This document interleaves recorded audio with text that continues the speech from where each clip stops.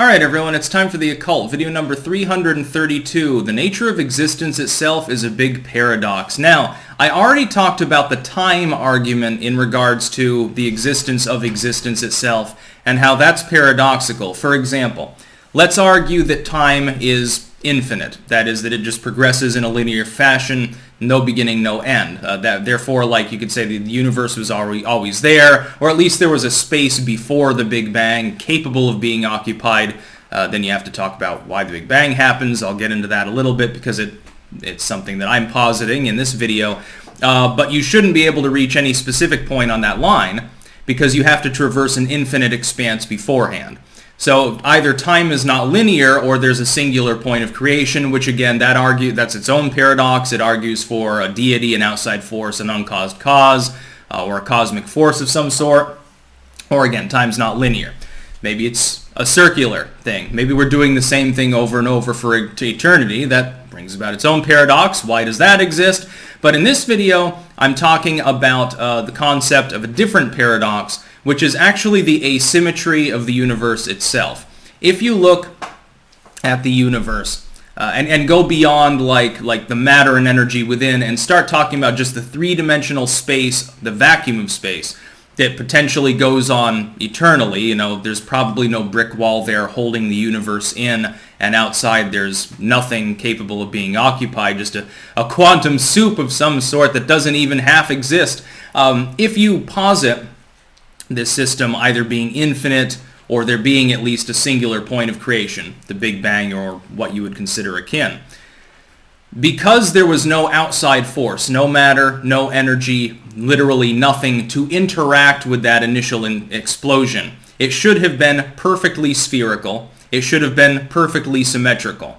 That is, that the atoms, the energy, everything should have been even in all directions, containing a vast amount of material that shouldn't really have interacted in such a way that it created asymmetry. There shouldn't be galaxies flying in different directions. There shouldn't be asteroids smashing into planets. All of the things that you see are scattered around space more unpredictably. There are areas of the universe that we know are less densely populated with material than others. Some areas it's quite dense, some areas it's not. Galaxies don't all look the same. Their contents aren't all the same. The number of planets, the number of stars, etc. Quasars and all these things.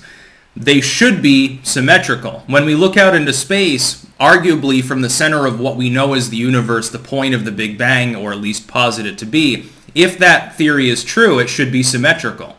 So maybe that's not the singular point of creation, and there was one, and it's far further back. The Big Bang was not singular. There are ways to reconcile this, but it is paradoxical.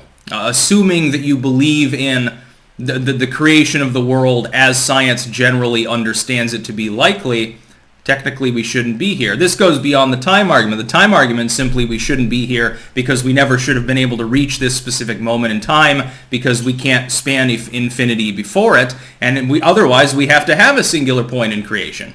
To the understanding of existence being able to be cognitively something you're aware of, the capability of that awareness you would have to span an infinite amount of time before that awareness would even arrive.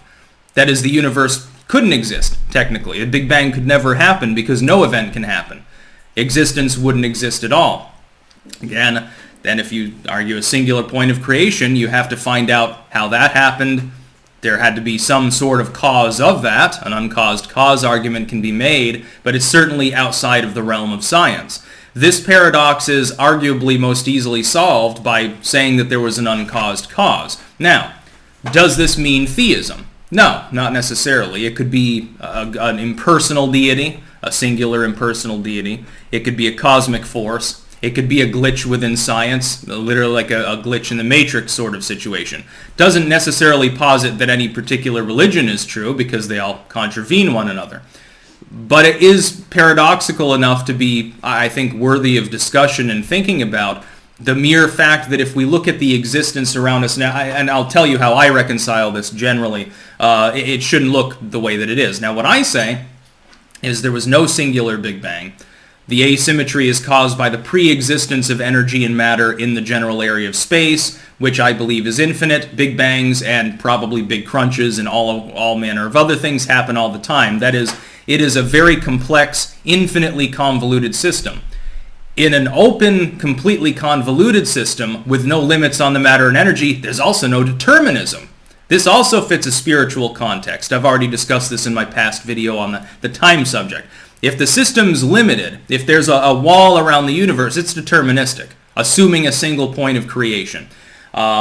Everything could be technically calculated. The movement of every atom and its energy value could have been calculated at the point of existence beginning, and you could extrapolate from that, because the butterfly effect at that point is only educational and interesting, but it's not technically real. In theory, within that closed, limited system, you could calculate everything, predict the future, see the future, and accordingly. It would be fully deterministic.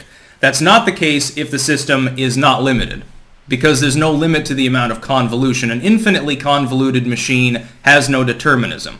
We simply have to decide whether it appears infinitely convoluted, because it's just so vast, but it is limited, or whether it truly is an infinite system. I think the asymmetry of the universe, that is the observable universe that we see receding from a central point, the Big Bang, I argue that that means that there had to be outside influence. Whether you consider this physical and very scientific, which I do, or cosmic, or some combination of the two, of course, it's a totally separate discussion. Just something fun. I was walking along towards the Yumbo the other day and just randomly thought of the idea of the universal symmetry being belying either no Big Bang or some sort of uncaused cause or something. Just sort of get thoughts like that sometime.